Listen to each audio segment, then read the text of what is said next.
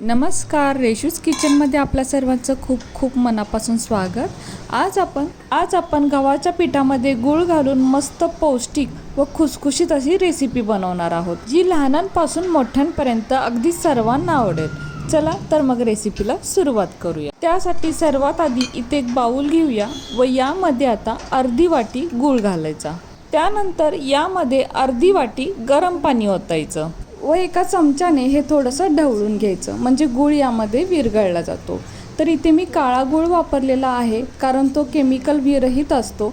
आपल्याला हवं तर आपण इथे पिवळा गूळसुद्धा वापरू शकतो, फक्त चिकीचा गूळ वापरायचा नाही. तसेच शक्यतो गूळ इथं खिसून घ्यायचा, म्हणजे अगदी सहज विरघळला जातो, अजिबात वेळ लागत नाही. किंवा जर गूळ चिरायचा असेल तर एकदम पातळ, म्हणजे एकदम बारीक चिरायचा. तर आता इथे पहा, गूळ पूर्णपणे यामध्ये विरघळलेला आहे. आता थोडं थंड होण्यासाठी हे आपण असंच बाजूला ठेवून देऊयात. त्यानंतर इथे एक भांडं घ्यायचं. तर मी इथे मोठा स्टीलचा बाउल घेतलेला आहे. आता यामध्ये 1 वाटी गच्च भरून गव्हाचं पीठ घ्यायचं. तर पीठ इथे चाळून घेतलेलं आहे. आता यामध्ये 2 चमचे चणा डाळीचं पीठ म्हणजेच बेसन घालायचं. तसेच अर्धा चमचा वेलची पावडर व 2 चमचे कडकडीत तेलाचं मोहन घालायचं.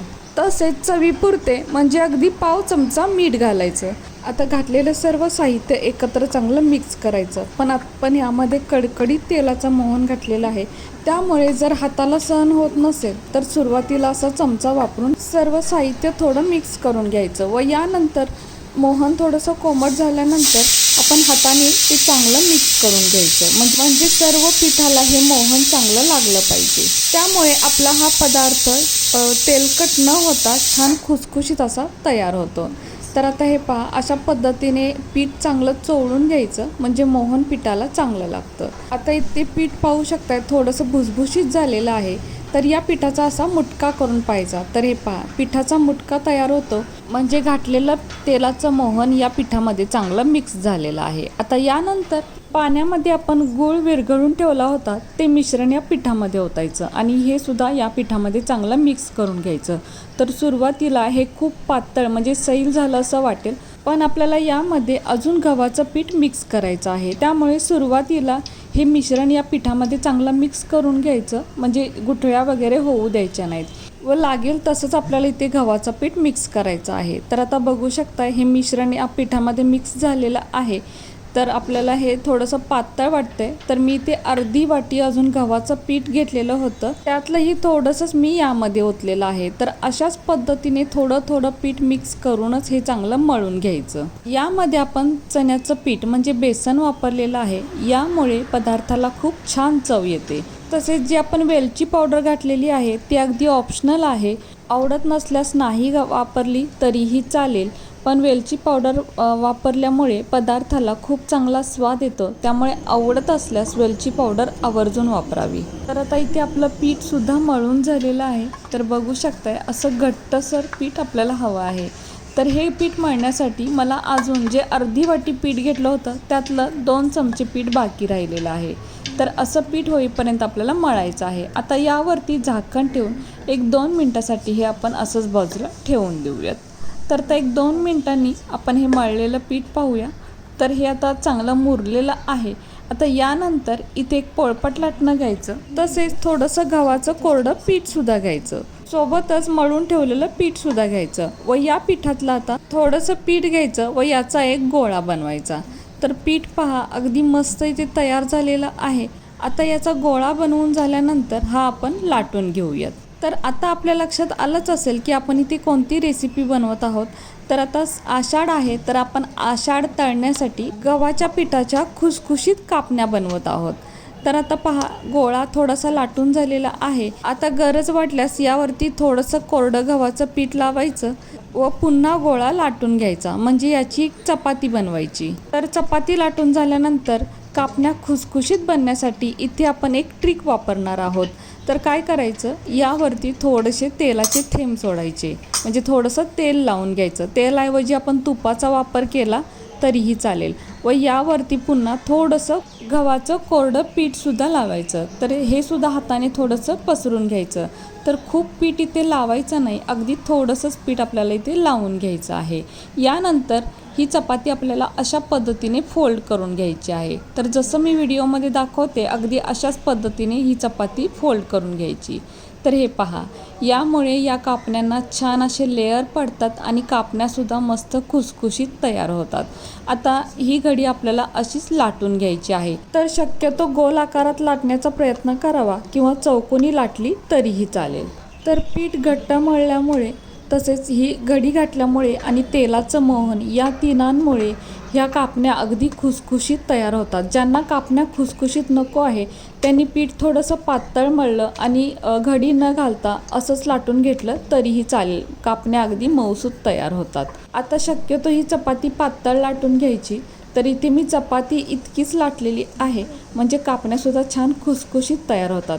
आता गार्निशिंगसाठी यावरती थोडेसे तीळ घालायचे, टेस्टीसुद्धा लागतात।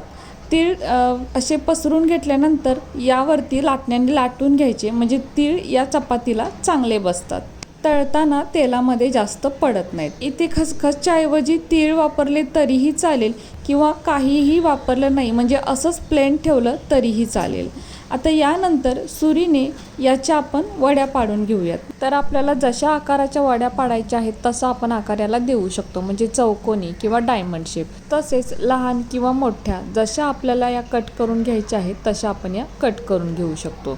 तर इथे सुरीऐवजी आपण पिझ्झा कटर वापरलं तर आणखीनच सोपं जाईल, किंवा सुरीऐवजी उलटण्याचा वापर केला तरीही चालेल। तर इथे तर बघू शकताय मी अशा पद्धतीने मीडियम साईजच्या डायमंड शेपमध्ये या वड्या कट केलेल्या आहेत। ह्या वड्या पातळ असल्या म्हणजे छान खुसखुशीत अशा तयार होतात व आतपर्यंत छान भाजल्या जातात। तर इथे आता या वड्या आपण सगळ्या काढून घेऊयात आणि बघू शकताय किती मस्त अशा या वड्या तयार झालेल्या आहेत। आता दुसरीकडे कढईमध्ये तेल गरम करत ठेवलेलं होतं, तर आता तेल तापलेलं आहे का ते पाहूया। तर सुरुवातीला मी ते एकच वडी सोडते, तर इथे वडी तेलात सोडल्यावर लगेचच याला बुडबुडे आलेले आहेत, म्हणजे तेल अगदी व्यवस्थित तापलेलं आहे। आता सुरुवातीला आपण ही एक वडी तळून घेऊयात। पूर्वी आषाढ महिन्यामध्ये या कापण्या घरोघरी केल्या जायच्या, याला आषाढ तळणे असं म्हणतात। या कापण्या चवीला सुद्धा खूप छान लागतात, शिवाय त्या पौष्टिक सुद्धा असतात। आता इथे ही तळून झालेली आहे, याचा कलर सुद्धा पहा, अगदी मस्त कलर आलेला आहे आणि याला लेअर सुद्धा पडलेले आहेत। आता ही आपण तेलातून काढून घेऊयात। आता गॅसची फ्लेम मीडियम ठेवायची व यामध्ये पटापट या कापण्या सोडून घ्यायच्या। तर जितक्या कढईमध्ये बसतील तितक्याच सोडायच्या आहेत, म्हणजे तयार आहेत म्हणून सर्व कापण्या एकदम पण नाही टाकायच्या, नाहीतर त्या व्यवस्थित होणार नाही। त्यामुळे काय होतं, तेलाचं टेम्परेचर कमी होतं आणि कापण्या आपल्या खुसखुशीत बनणार नाहीत। कापण्या तेलामध्ये टाकल्यानंतर गॅसची फ्लेम लो टू मीडियममध्ये ठेवायची आणि या कापण्या चांगल्या तळून घ्यायच्या। तर बघू शकताय किती छान असे लेअर पडलेले आहेत, कापण्या थोड्याशा फुगलेल्या सुद्धा आहेत। तर खूप छान या कापण्या तयार होतात आणि यांचा कलर पहा आता हळूहळू बदलत आहे। कापण्या तळायला सुद्धा जास्त वेळ लागत नाहीत, कारण आपण इथे ते पातळ कापलेले आहेत। जर जाड कापण्या ठेवल्या तर त्या जास्त फुगतात व तळायला थोडासा वेळ लागतो। तर इथे या कापण्या पहा मस्त असा कलर आलेला आहे आणि लेअर पहा काय मस्त लेअर पडलेले आहेत। अशा पद्धतीने कापण्या पातळ ठेवल्यामुळे काय होतं, लवकर तळल्या जातात आणि छान खुसखुशीत अशा तयार होतात। तर आता इथे कापण्यांचा कलर पहा, अगदी छान कलर आलेला आहे, गोल्डन ब्राऊन कलर आलेला आहे। आता गॅस एकदम बारीक करायचा आणि मंद आचेवरती शेवटी या तळून घ्यायच्या, त्यामुळे कापण्या अगदी आतपर्यंत तळल्या जातात आणि छान अशा खुसखुशीत तयार होतात। तर बघू शकता या कापण्या किती मस्त तयार झालेल्या आहेत आणि छान याला लेअरसुद्धा पडलेले आहेत। तर आता या कापण्या आपण काढून घेऊयात। तेलातून काढल्यानंतर यांचा कलर अजून बदलतो, त्यामुळे आपल्याला ज्या कलरवर त्या आवडतात त्याच्या थोडा वेळ आधी काढायच्या, म्हणजे कोणाला जास्त भाजलेल्या आवडतात तर कोणाला कमी भाजलेल्या आवडतात। आता दुसऱ्या वेळेला गॅसची फ्लेम लहान मोठी न करता पटापट यामध्ये कापण्या सोडून घ्यायच्या, कारण तेलाचं टेम्परेचर अगदी व्यवस्थित असतं, त्यामुळे गॅसची फ्लेम कमी जास्त करण्याची गरज नसते। आपण इथे रवा वगैरे काहीही न वापरता मस्त गव्हाच्या पिठाच्या खुसखुशीत अशा कापण्या बनवत आहोत। कापण्या बनवण्यासाठी अजिबात वेळ लागत नाही, फक्त कापण्या तेलामध्ये टाकताना गॅसची फ्लेम मीडियम ठेवायची। कापण्या तेलामध्ये टाकल्यानंतर गॅसची फ्लेम लो टू मीडियममध्ये ठेवायची आणि कापण्या तयार होत असताना म्हणजे कापण्यांना ज्यावेळी चांगला रंग येतो त्यानंतर गॅसची फ्लेम लो ठेवायची आणि अगदी मंद आचेवरती कापण्या तळून घ्यायच्या.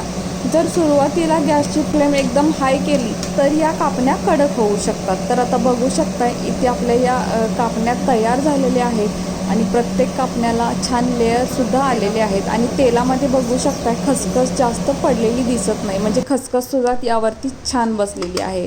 आणि हे पहा इथे आपल्या कापण्या तयारसुद्धा झाल्या. तर बघू शकताय किती मस्त अगदी सुरेख दिसत आहेत, अगदी पाहताच तोंडात टाकण्याची इच्छा होते. आणि हे पहा अगदी मस्त याला लेअरसुद्धा पडलेले आहेत आणि पाहूनच तुम्ही ओळखत असाल की काय मस्त खुसखुशीत या कापण्या तयार झालेल्या आहेत आणि प्रत्येक कापणीला छान अशी लेअरसुद्धा आलेली आहे. तर बघू शकताय अगदी मस्त या कापण्या तयार झालेल्या आहेत. कलरसुद्धा छान आहे आणि यांची चवसुद्धा छान आहे. आता यातली एक कापणी मी तुम्हाला मोडून दाखवते म्हणजे तुमच्या लक्षात येईल.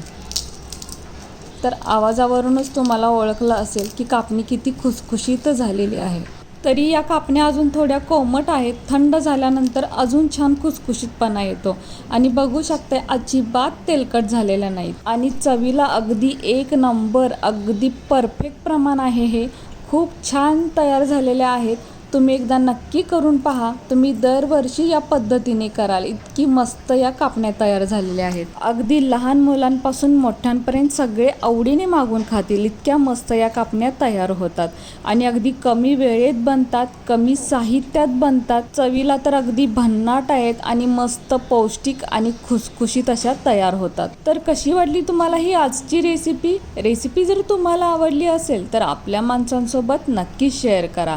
आणि हो, व्हिडिओ जर तुम्हाला आवडला असेल तर प्लीज आपल्या या व्हिडिओला एक लाईक नक्कीच करा. नवीन असाल तर चॅनलला सबस्क्राईब करा, सोबत बेल आयकॉन प्रेस करा, म्हणजेच मी बनवलेले असेच नवनवीन रेसिपी सर्वात आधी तुम्हाला मिळतील.